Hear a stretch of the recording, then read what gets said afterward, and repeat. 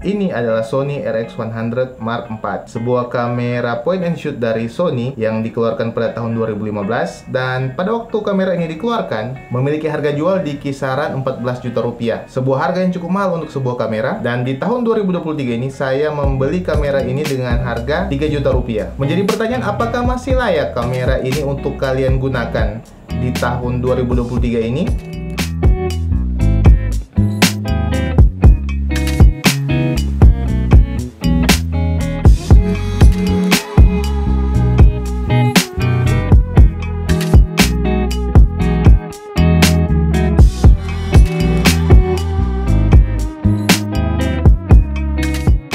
Nah, untuk spesifikasi singkat, kamera ini memiliki sensor 1 inch bertipe stack sensor dan lensa dengan focal length 24-70 mm setara dengan sensor full frame. Untuk lensa dari kamera ini yaitu Zeiss yang dikenal memproduksi kualitas lensa yang sangat baik. Kemudian memiliki layar flip up screen, baterai bertipe NP-BX1, memiliki built-in ND filter, flash, dan konektivitas WiFi. Kita akan bahas pertama dari sensor yang dimiliki oleh kamera ini.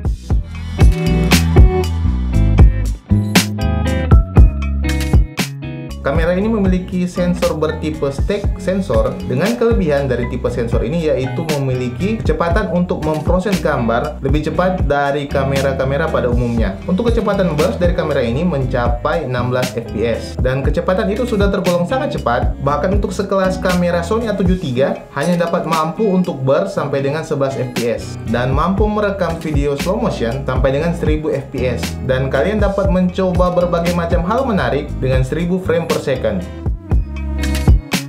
Namun hal yang harus kalian perhatikan ketika menggunakan mode HFR ini, terutama untuk 1000 fps, akan ada penurunan kualitas dari video yang dihasilkan.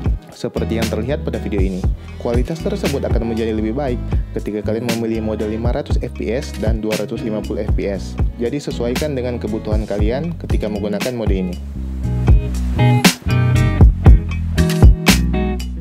Kemudian untuk kemampuan video lainnya, kamera ini juga mampu merekam video Full HD sampai dengan 120 fps dan video 4K sampai dengan 30 fps. Namun perlu kalian perhatikan, untuk video 4K, kamera ini memiliki limitasi hanya mampu untuk merekam video 4K sampai dengan 5 menit. Untuk perbandingan, saya akan mencoba merekam video menggunakan Sony RX100 Mark IV ini. Untuk kualitas video dapat saya katakan di kondisi cahaya yang baik, kamera ini mampu menghasilkan kualitas gambar yang bagus. Apalagi mengingat ukuran dari kamera ini yang cukup kecil. Bandingkan dengan kamera Sony A7 III ini yang berukuran cukup besar dan seringkali sulit untuk dibawa-bawa karena ukuran yang cukup besar. Nah, berbeda dengan kamera Sony RX100 ini, karena ukurannya yang cukup kecil, hal ini sangat memudahkan kamera ini untuk dibawa kemana saja, terlebih khusus digunakan ketika jalan-jalan bersama dengan keluarga. Memiliki kamera yang berukuran cukup kecil memberikan keuntungan tersendiri.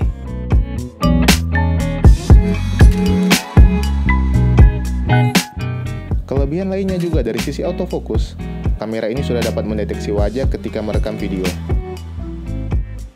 Untuk mode picture profile dari kamera ini, sudah tersedia S-Log 2 jika kalian ingin memaksimalkan dynamic range dari kamera ini. Dan karena kamera ini sudah memiliki flip up screen, hal ini juga sangat mempermudah ketika kalian melakukan vlogging.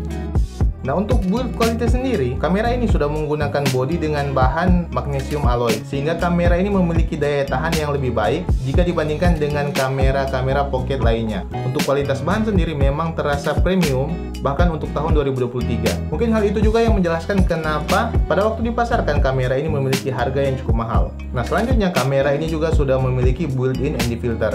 Nah, untuk kalian yang mungkin kurang familiar dengan ND filter, biasanya untuk penggunaan videografi sering menggunakan alat ini yang disebut variable ND filter yang sering digunakan pada kondisi siang hari. Nah, tujuan penggunaan ND filter ini yaitu agar supaya shutter speed yang digunakan ketika kita merekam video dapat menggunakan shutter speed yang tepat ketika kondisi cahaya yang cukup terang. Nah, kamera ini sudah memiliki ND filter sehingga cukup mempermudah bagi kalian para videographer ketika menggunakan kamera ini pada kondisi siang hari. Salah satu hal yang menjadi kekurangan dari kamera ini yaitu tidak adanya mic jack input, sehingga kalian hanya dapat mengandalkan hasil audio dari mic internal dari kamera ini. Kekurangan lainnya juga yaitu jika kalian merekam video dengan durasi yang cukup lama, maka kamera ini akan mengalami overheat. Nah, untuk masalah overheat ini memang dapat dikatakan wajar karena kamera ini memang diperuntukkan untuk penggunaan utama di bidang fotografi. Dan untuk kualitas foto dari kamera ini, untuk saya pribadi sudah lebih dari cukup. Untuk hasil JPEG yang langsung dari kamera tanpa perlu melakukan proses editing, hasil dari foto sudah cukup baik. Dan bagi kalian yang suka untuk mengedit foto kalian, kualitas file RAW dari kamera ini sudah cukup untuk kebutuhan kalian.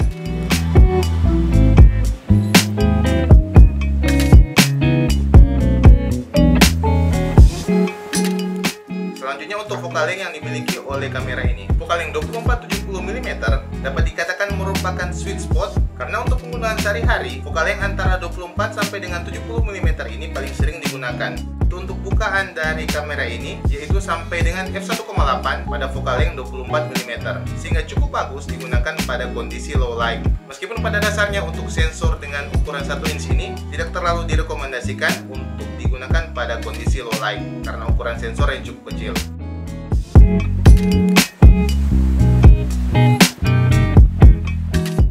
Dan karena kamera ini ditujukan untuk penggunaan utama dalam hal fotografi, maka Sony juga telah menyediakan electronic viewfinder yang tersembunyi ketika kalian menggunakan kamera ini pada siang hari. Kemudian sudah juga terdapat built-in flash yang dapat membantu sedikit pencahayaan ketika kondisi low light.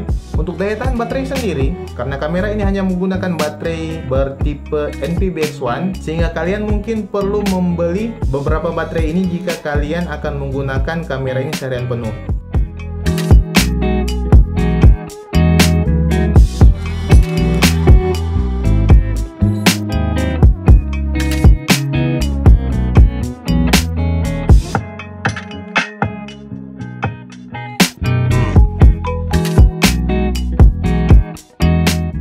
Nah, untuk secara keseluruhan selama saya menggunakan kamera ini, dapat saya katakan kamera ini masih layak digunakan di tahun 2023 ini. Apalagi jika kalian membeli kamera ini dengan kondisi second, maka kalian akan mendapatkan value for money yang sangat baik jika kalian memilih kamera ini. Dalam hal fotografi, kamera ini masih mampu menghasilkan kualitas foto yang cukup baik.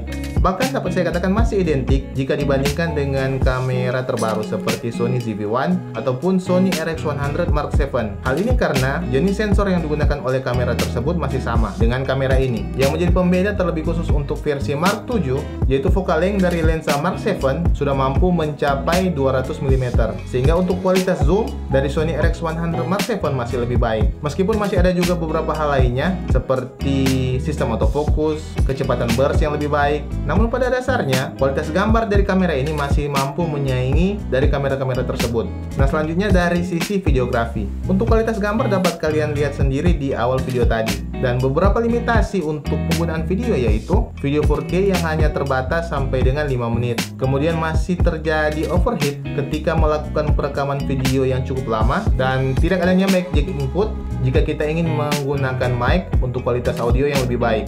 Namun kalian juga perlu memperhatikan untuk versi Sony RX100, hanya Sony RX100 Mark VII yang memiliki fitur mic jack input. Karena seperti yang sudah saya katakan di awal tadi, yaitu kamera ini lebih diperuntukkan untuk penggunaan fotografi. Nah, dan untuk harga sendiri, saya tidak begitu tahu pasti untuk harga baru dari kamera ini karena kamera ini sudah berusia cukup lama. Ada beberapa perbedaan harga di marketplace ketika saya mengecek harga baru dari kamera ini. Namun untuk harga bekas, kamera ini berada di kisaran 4-5 juta rupiah. Dan saya cukup beruntung untuk mendapatkan kamera ini di harga 3 juta rupiah.